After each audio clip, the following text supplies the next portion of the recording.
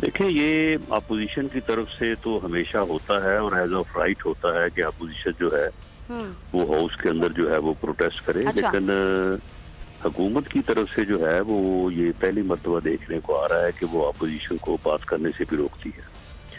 दरअसल ये इंतहाई नालायक, नाअहल और वोट चोर हुकूमत है और इसने अपनी नाअहली की वजह से, अपनी गलत पॉलिसियों की वजह से मुल्क को उस दोराहे पे ला खड़ा किया है कि अब ये बात कहने को दिल तो नहीं चाहता, लेकिन तमाम इकोनॉमिस्ट जो है वो इस बात पे मुत्फिक है कि पाकिस्तान जो है वो बड़ी तेजी से जो है वो डिफॉल्ट, दिवालिया की तरफ जो है वो बढ़ रहा है। और ये जुर्म जो है ये इस नाअहल टीम के हाथों जो है वो होने जा रहा है। तो ये बड़ी बदकिस्मती है कि एक इस ऐसे नाअहल टोले को जो है वो अगर किसी ने वोट दिया है तब भी, और अगर किसी ने अपनी ताकत इस्तेमाल की है उनको लाने पे, तो राना साहब, लेकिन आप लोगों का तो ये कहना था कि ईद के बाद तो हम हुकूमत के खिलाफ मुहिम चलाएंगे, दमादम मस्त कलंदर हो जाएगा, एक तहरीक चलाई जाएगी, ऑपोजिशन मुत्तहिद हो जाएगी। तो इस तरह की कोई चीज नजर नहीं आ रही, ऐसा लग रहा है सब कुछ उल्टा पड़ गया है। नहीं, देखें, बात ये है कि ये तो जो इन्होंने बजट पेश किया है तो उस बजट को इम्प्लीमेंट करना जो है वो तो इस मुल्क की और लोगों की तबाही को ताकत देने के मुतरादिफ है। तो अब तो इस बात के ऊपर जो है वो गौर खौज होगा गालबन एपीसी की मीटिंग में कि ये जो कुएं में छलांग लगाने जा रहे हैं, क्या हम इनको रोकें या इनको छलांग लगाने दें।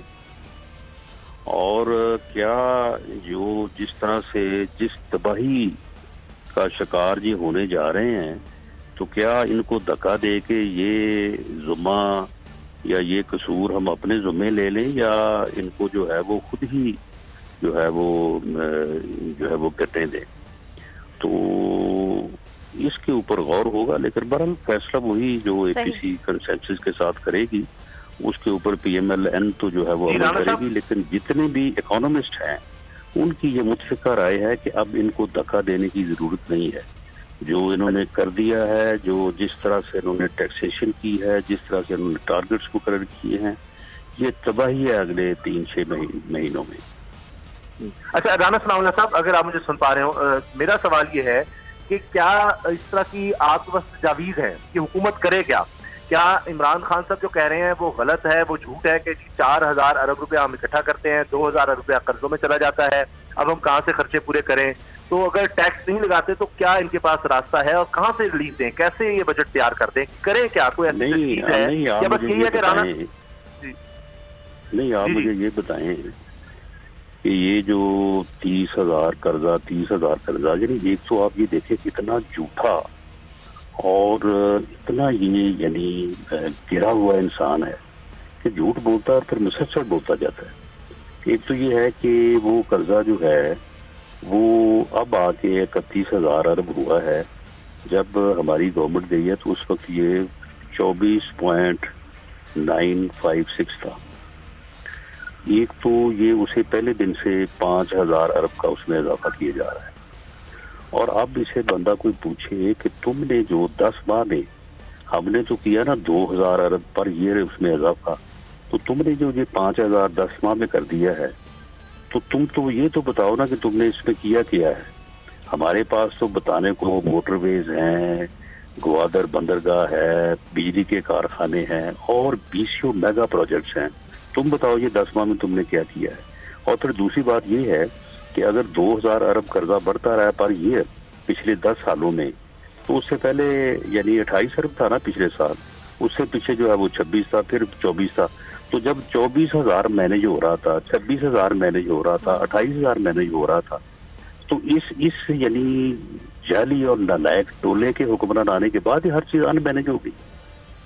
इनके आने के ऊपर ही जो है वो हर चीज जो है वो तबाही की तरफ। राना साहब, कर्जे तो आपकी हुकूमत में भी लिए थे ना, लेकिन अगर इमरान खान की हुकूमत, वो सारी हुकूमत, आप लोग भी तो कशकोल तोड़ने की बात करते थे ना, लेकिन आप लोगों ने भी कर्जे लिए।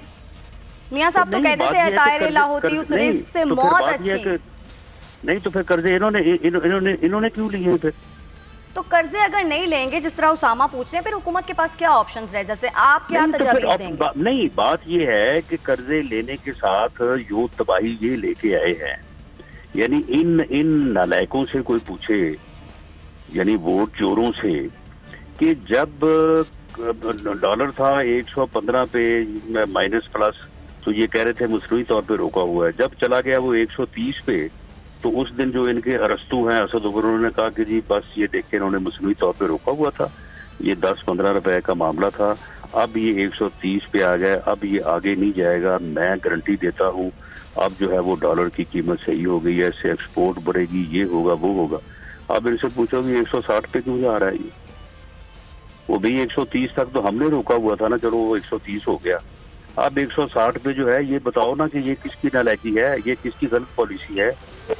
तो इन चीजों से ये कैसे जान छुड़ाएंगे? राना साहब, वो ये कहते हैं, हुकूमत ये कहती है कि वो आर्टिफिशियल था, और लोग इकोनॉमिस्ट भी मानते हैं कि सागदार साहब ने वो फर्ज की हुई थी फिगर्स, और वो स्टेट बैंक पर अपना इस्तेमाल करते थे। 130 हो गया तो ठीक हो गया ना। अगर उन्होंने फर्ज रोका हुआ था, आर्टिफिशियल रोका हुआ, तो 130 पे आगे ठीक हो गया, फिर उसके बाद आगे क्यों गया है? इसलिए एक्सपोर्ट कहते हैं हमारी है ही नहीं, कोई इस तरह की आप इन्वेस्टमेंट नहीं की हुई, कहते हैं कि पाकिस्तान में एक्सपोर्ट होती, पाकिस्तान को चीज बनाता, दुनिया में बेचता। तो नहीं, तो फिर इन्होंने तो कहा था ना कि 130 पे आ गया, तो अब टैक्स जो है वो जब ये इन्होंने फ्रॉड किया कौम के साथ, इस टोले ने झूठ बोला, इन्होंने कहा कि जी हम आएंगे तो 10 अरब रुपया रोजाना की करप्शन होती है वो खत्म हो जाएगी, 10 अरब रुपया कौम को रोजाना बचेगा। फिर उन्होंने कहा कि 10 अरब डॉलर साल का जो है वो मनी लॉन्ड्रिंग होती है, हम आ जाएंगे तो वो बचेगा। फिर उन्होंने कहा कि जी टैक्स लोग इसलिए नहीं देते कि हुकूमत जो है वो चोर है, हम अब आएंगे तो 4000 की बजाय 8000 अरब जो है वो इकट्ठा होगा। वो इन चोरों से, इन नालायकों से कोई पूछे कि वो कहाँ गया ये सारा कुछ? वो फ्रॉडियो, तुमने कौम के साथ झूठ बोला, फ्रॉड किया कौम के साथ, और अब आगे से और झूठ बोल रहे हो और फ्रॉड कर रहे हो कौम के साथ। तो अब ये फ्रॉड जो है ये खुद उसका शिकार होने वाले हैं, और ये अगले 3 माह में जो है वो इनको धक्का दे के हम इनका जो है ना वो अपने जुम्मे ना लें, ये खुद ब खुद ही जो है वो जहन्नम वासिल होने वाले हैं। ये साहब, आप तो ऐसे वो कह रहे हैं जैसे कुफर की ये हुकूमत आ गई है तो जहन्नम में डाल जाएगी, लेकिन नहीं यार, ये है ही काफर है, ये काफर है, ये सहाबा कराम की तौहीन करता है, इसे पता ही नहीं है। इसे इतना नहीं पता कि जंगे बदर में जो है वो क्या मामला हुआ था। राना साहब, आप इस तरह इल्जाम तो नहीं लगा सकते ना, इस तरह तो नहीं। वो नहीं, जिस मुसलमान को जंगे बदर का नहीं पता, काफिर तो नहीं, वो मुसलमान है ही नहीं, औलाद इसकी यहूदियों के यहाँ पल रही है। गलत बात है। देखिए राना साहब, फिर दोनों तरफ से इस तरह होता है, हम टेलीविजन पर किसी के कुफर के फतवे ना दें, गलत किसी ने बोला है उनको चाहिए माजरत कर ले। यार तो क्यों बदर के साथ? राना साहब, हम इस तरह टेलीविजन पे कभी किसी को कुछ नहीं कह सकते, और हम बार बार यही बात करते हैं कि सियासत में भी इस तरह के वर्ड्स नहीं यूज करने चाहिए। नहीं करना चाहिए। हम तो आपको टेलीविजन होता है, ये इसने जो बदर के सहाबा कराम की तौहीन की है, ये टेलीविजन पे की है, मैं को इसके घर गया। ऐसे अल्फाज नहीं इस्तेमाल होने चाहिए, मोहतात होना चाहिए, एहतियात करनी चाहिए। उस पर उलमा भी इस पर नाराज हुए हैं, और बिल्कुल आपकी बात सही है, लेकिन मैं ये कह रहा हूँ कि कुफर के फतवे नहीं लगाने चाहिए, ना किसी आलम पे लगाएं, ये नहीं करना चाहिए। हाँ जी राना साहब, हम तो मजम्मत करते हैं इस तरह के अल्फाज की भी, और इस तरह के अल्फाज यूज नहीं होने चाहिए। इसकी मजम्मत करे ना, और नालायक के आज़म की मजम्मत करें। बात सही है, लेकिन मैं नहीं, मेरी बात सही नहीं, आप अपने मुंह से कहें कि नालायक के आज़म की हम मजम्मत करते हैं। जी बिल्कुल सही बात है कि बेअदबी नहीं करनी चाहिए, अदब के दायरे में रहकर बात करनी चाहिए, मोहतात होना चाहिए। लेकिन बात इस वक्त हो रही बजट की, तहरीक की। मैं समझता हूँ हमें